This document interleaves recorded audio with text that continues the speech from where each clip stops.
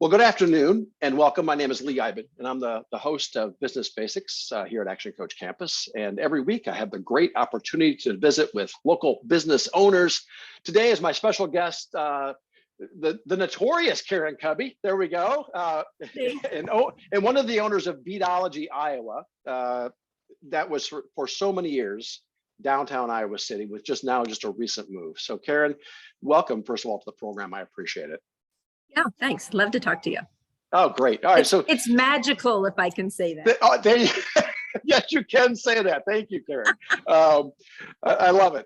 So we're going to talk about, first of all, let's talk about the history of beadology, and then we'll get into a little bit of the flavor of downtown Iowa City. Fair enough? Sure. Okay. So Beadology, Iowa started as a different business under a different owner in 1987 at the farmer's market. Yes. And then it moved into the infamous Hall Mall with lots of other funky, wonderful businesses and lots of used clothing places, bookstores, music stores, meditation rooms. And then it moved to the north side of Iowa City. Mm-hmm. Then it was on Washington Street above the Red Avocado across from the New Pioneer Co-op. Right. And then it moved in 2006 or so to 220 East Washington Street, directly across from the Engler Theater. And then just 2 months ago, we moved to 355 South Clinton Street on the corner of Clinton and Court Street. Okay. And I have to tell you, it is challenging to move a bead store. When we were moving, I was hoping that I would magically become a women's clothing store. It would be so much easier to move a rack of shirts and pants than 240,000 different items, many of them 5 millimeters and smaller. That's amazing. No kidding. Don't drop the box, right? That's right. So we experimented with moving strategies to make sure our theories would work, and our volunteers were stellar.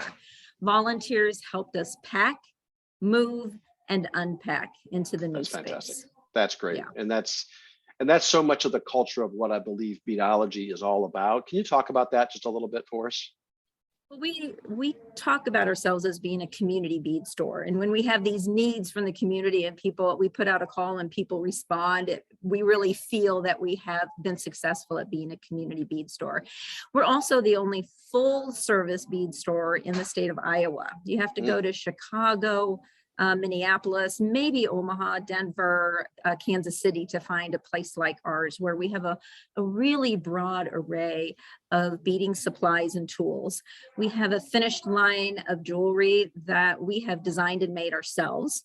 And then we share our techniques through a whole host of classes: glass work, metal work, wire work, lots of seed bead weaving.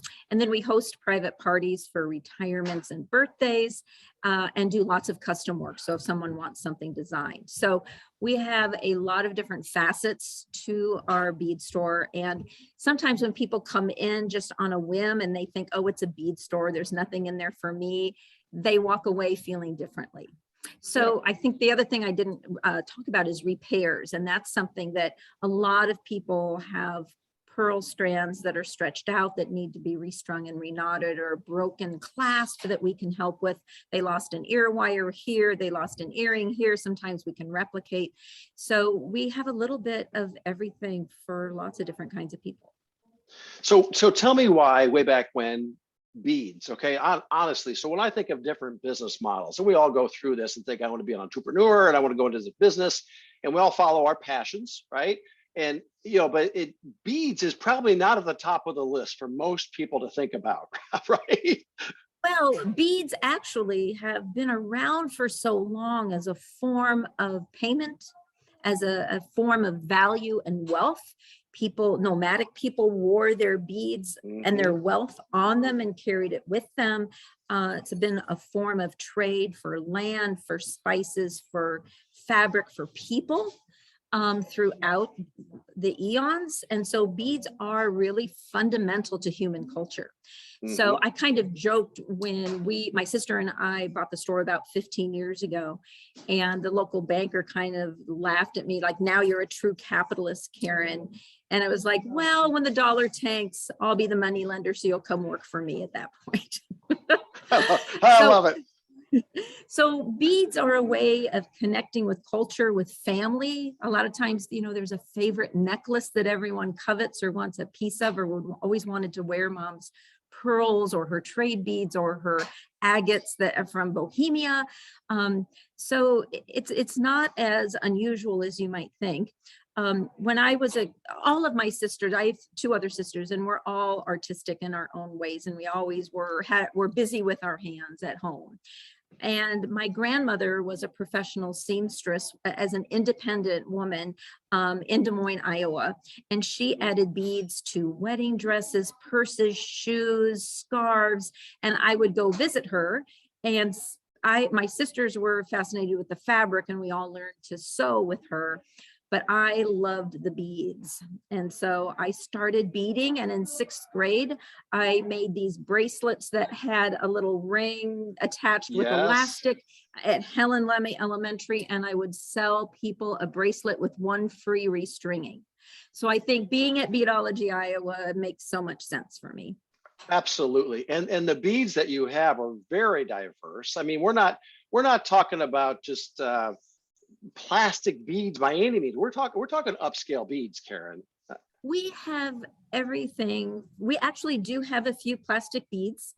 We have what I call cutesy beads that are really kid friendly, but a lot of adults love them. Penguins with scarves and skeletons and firefighters and fruit.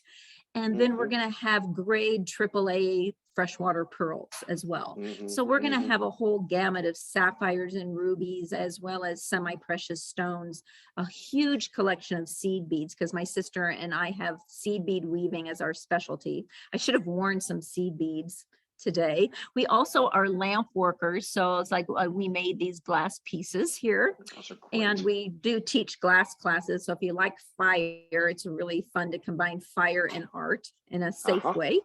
Right. So we have a really broad price point, even at our finished jewelry. It probably goes from $12 to $5,000, and a lot of things in the $30 to $80 range. That's amazing. Yeah, and I know too that just you're exactly right. My wife, after being married, 7 years now. I better get that straight, huh? Very good. Yeah, right. She has so many necklaces and things. It's like, lead the class. I say, all right, fine. So we'll have to take it down to Beadology, and that repair will bring us in. But I guarantee you, once we step in the store, there's going to be so many things that capture people's interest once they're there. Sometimes there's so much stimulation with color and texture that it's a bit overwhelming for first-time visitors. But if you are a maker of jewelry or want to do custom work, by the 3rd time you come in, you are happy for our broad spectrum of inventory, so you can find just the right shade of blue. Right. Now, you said you're the only full-service bead store in Iowa, but I'm sure that your customers go beyond Iowa's borders. They do. We have some people who are in the diplomatic corps who go to our website to purchase finished jewelry and have it shipped to their family all over the place. And we have people who visit. We have so many international and national visitors to Iowa City because of the hospital, because of the university, because of family. And if they're beaders, they're going to find us, and they are very happy to come in our doors and spend some time with us. That's fantastic. So how do you spend your day? I mean, do you spend your day probably not just doing inventory all day, although I can imagine that's massive, but oh my God, I don't even want to talk about inventory. We're done with that process. We have 20 community volunteers who come in and help us count over 2 days. We are done for 2022. Oh, good. Yeah. So our days are really different. I mean, I have a lot of the not so sexy tasks of accounting and some marketing, putting things on website calendars, managing the website, all of those kinds of things. But our favorite thing really is to interact with our customers, because our job is to listen really intently to find out what goals they want to accomplish, and then to figure out if we can help them get there, whether it's something they're making or something they want us to help them make or to do the labor ourselves. And so our job is to be really creative and innovative. Sometimes we call ourselves MacGyvers and MacGyverettes, because we're taking scrap wire and duct tape and making it beautiful and secure. Absolutely. Absolutely. So we're helping customers all day in that kind of way. And they get a lot of free advice from us when they ask for it, and maybe a few times when they're not. And for me, I'm the curator of our collection. So I'm always going out trying to find the best price for the normal things that you need all the time, like a round black bead, whether it's stone or glass, but always looking for the real unusual and interesting items as well. That's fantastic. I mean, I would imagine you can source your beads worldwide. Absolutely. Yeah, I mean, there's different regions in Europe and things that maybe have a unique bead that we just can't find here anywhere. And you're able to bring those in. There are times when we have a vendor where we get one item from that vendor. It's the only thing we get from them. Wow. We also have some local vendors. For example, I was at the farmer's market during Kids Day, and this girl, I think she was 8 at the time, had these deer points that she had drilled large holes in. So I bought her out and I talked to her parents about her becoming a vendor, and she and her dad would go out and collect deer points, and then they worked in the workshop cutting them and drilling them. And so I would get a hold of Mom when we were running low to see if she had any in stock, and we would buy out her deer tips. I love it. I just love it. You're right. There are so many applications. I mean, it's not just, traditional jewelry, sure, with necklaces and earrings, but I mean, watch bands, bracelets. I mean, there's so many different things that you can do. And like your grandmother, incorporating them actually into clothing, which is just such a beautiful accent. And the other trend over the last maybe 5 or 8 years that is continuing is people who are quilters are adding beads to their quilts. It brings a different dimension and personality to them. And sometimes they need some weight at the bottom so the quilt hangs nicely. So it's not only aesthetic, it's functional. The same thing can be true with people who knit and crochet, that people are adding beads in those art forms as well. Well, there's also a personal element that, and you and I as artists understand this, that tactile element to beads. It's comforting for folks, maybe women more so than men, but I play with my ring a lot, but it's just to sit there and just kind of play with a bead. If there's grandma's bead, it just brings you closer to that moment that you had with grandma. Absolutely. And sometimes beads can actually keep their smell for a while. I have some beads from my grandmother that when I take them out of the package where they're stored, I smell my grandmother. Like her button box is like that too. And beads are very tactile, and a lot of the processes we use might be repetitious. So for some people, that's going to fry their nerves. For people like me, it soothes my soul. And so that repetition is very meditative and very calming. And there are times when people bring their kids in and tell their kids not to touch anything. So I appreciate that they want the store to remain safe and that there isn't, because we have a lot of things in glass containers that could break. But it is such a mature thing you're asking that 4-year-old to do, to not touch anything when the entire, 1,800 square feet of the retail space on the floor is tactile. It's just screaming, touch me. Oh, absolutely. Especially to a 4-year-old. So we find things. Or a 60-year-old. That's right. No difference. We all have that. None whatsoever. That's right. That's right. No, and you mentioned that sense of smell too, and how powerful that is. That takes us just back to that childhood moment. I mean, just like an instant transport. It's amazing. It really is. So there have been a few times where people have brought us these very long strands of pearls. They might be 80 inches of pearls that were their great grandmother's, that she put them around multiple times. Maybe she was a flapper dancer. That's probably the most common reason that the pearls were so long.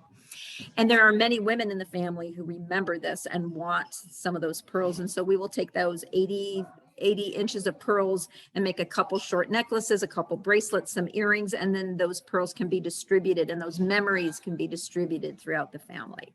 How endearing is that? And that's, you referred back to, how it was an original form of payment with beads. And it really does have lasting value, more so than monetary value. It just has, it really keeps our family's story alive. for It's generations. quite intimate. So when you have, my mother was living in Iowa City for a while in a retirement community, and I started doing a thing there called the Jewelry Doctor, where once a month people could come down to this room and bring their broken and best worn pieces, and I would bring tools and little bits and pieces for repair. And sometimes all I had to do was make sure that a ring was secure. Mhm. And people would say, oh my God, that's my favorite piece. And it's been in my jewelry box for 20 years. And it took you 30 seconds to fix it. Oh Like, my well, goodness. that's the jewelry doctor. Right? So, but those things have meaning. They help create a Mhm. self-identity.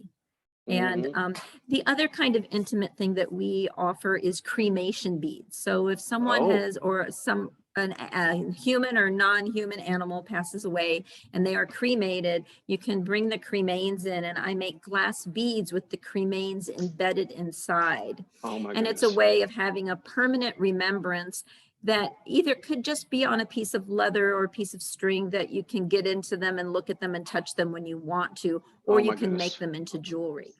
And Right. it's a very affordable way to have this form of permanent remembrance. That is beautiful. I mean, it really is. And I mean, we're taking that memory, we're turning it into art. It's tactile. They're with you always. I mean, my goodness gracious. And that's just fantastic. So we come into the store, we want beads. We've got plenty of beads. We also have the things to bind the beads together. I'm assuming the supplies to make the jewelry with. The little. We even have lamp working supplies. So if you want to make glass beads, say you take a class here or elsewhere, you may not want a studio in your home with the propane and the oxygen in your home. You might not have space. And so we have a studio here where you can make glass beads. And so we stock supplies that you need to make glass beads. I love it. So we're going to have the clasps, all the fixtures you need, the stringy material, beads. We also sell kits, so that you have instructions Mhm. that go along with all the supplies. So our website has finished jewelry, has beading supplies, has beads and kits, as well as our current class list, all on our website. That's great. So Karen, we're gonna continue this discussion in another one, because we're going to talk about how we have seen our community that we love with Iowa City, how it has changed and evolved over the past years. But we might do that with a few other folks as well. But tell me, just what I want to know from you right now is somebody who wants to go into business today. You've seen a lot of changes over the past 30 years, and as a business owner for the past, but you bought it 15 years ago, correct? So what's the biggest learning the piece of advice that you could pass on to somebody else who wants to pursue a passion like you did to become a business owner? Well, I would say that it's really important to crunch your numbers. We bought a business that was failing, that was in downtown Iowa City. And so, rent and property taxes are not low there. And I was very excited about the prospect of owning and managing and being immersed in the bead world again fully.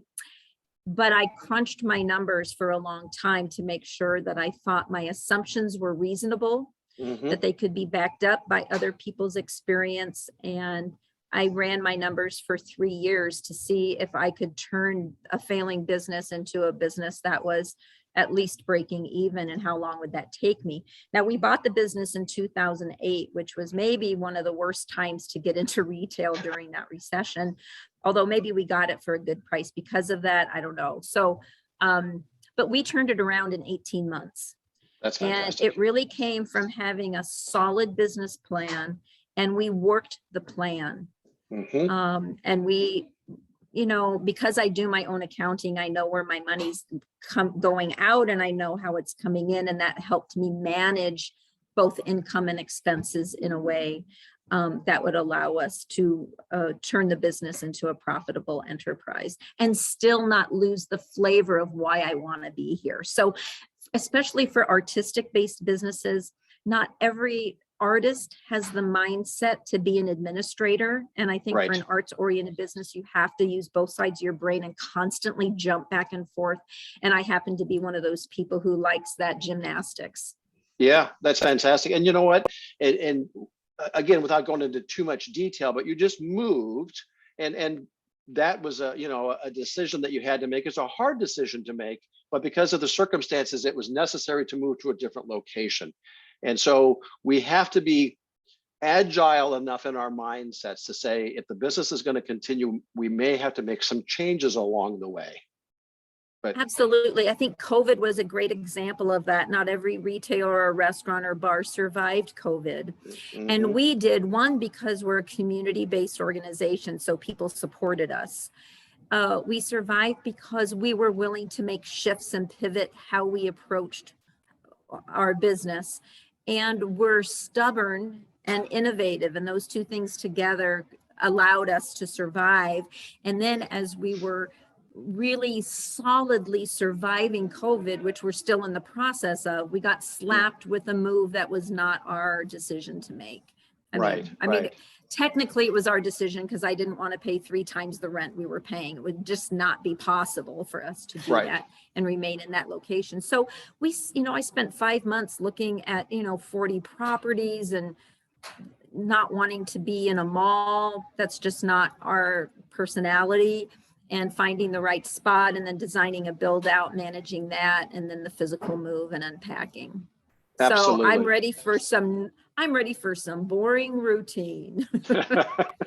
Well, what you're talking about, though, is you're talking about working on the business and not in the business. Those are the things that business owners have to do. Scouting out for a new location, you're exactly right. It has to be the right fit and feel. It just, you don't want to be in a mall. That's not the flavor of Beadology, Iowa. And finding the right time, finding the right spot, it just takes a while, and it is exhausting work. But Yes, we were really supported by the Iowa City Downtown District in that even though our new property is one property off of staying in the downtown district, they were helpful in providing some foot traffic information for us. So I could compare the foot traffic on the 200 block of East Washington Street with the foot traffic on the 300 block of South Clinton Street to see what those differences are and if this would be the best fit. Because at the, you know, the moment before you say, yes, I'll sign, it's scary because you're making a long-term decision for your business. And those foot traffic numbers really helped me feel more confident signing on the dotted line. And so the district was really, really helpful to us.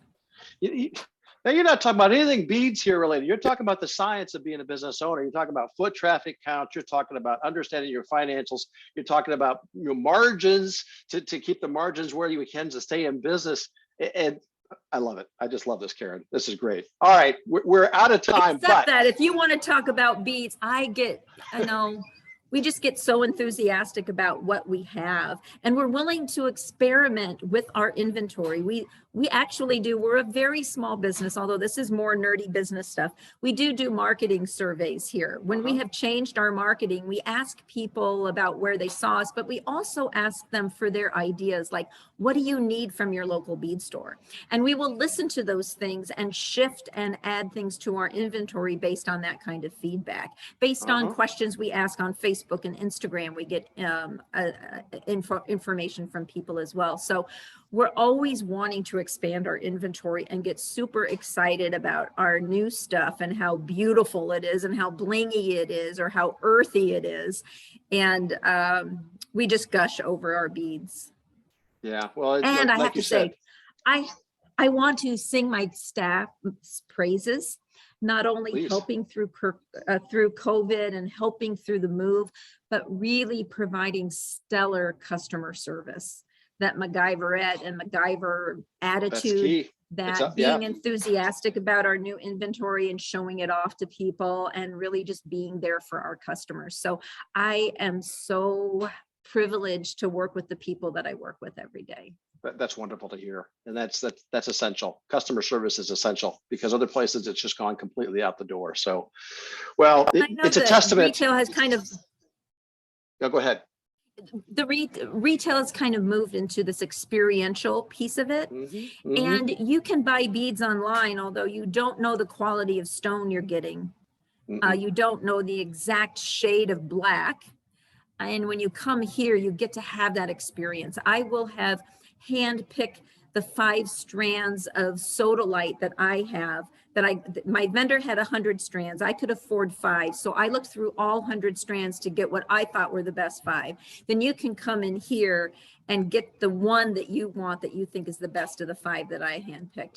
So you have a lot of control over that quality, and you get that experience of picking things out as well. You can't do that online. They just pick No. whatever's on the top of the box.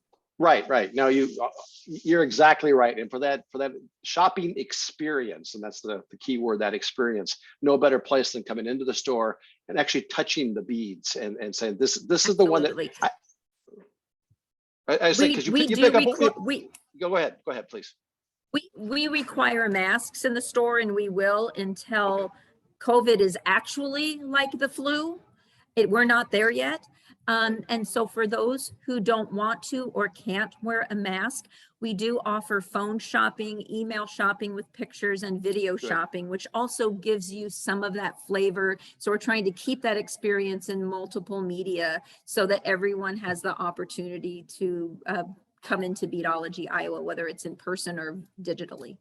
And you know what, I guess thanks to COVID for that, making that available. I mean, that's a new shopping experience for all of us, but it's something we really didn't have to think too much about before the pandemic started. But now maybe it's opened up a few more avenues for sales too. So that's not necessarily a bad thing. So absolutely. And so if people do want to catch us on our website, it's important to know that our website is beadologyoiowa.com. Right. You'll get somewhere else if you just put in beadology.com. So Beadology Iowa. We don't want to go there. That's right. We don't want to beadologyoiowa.com. Exactly.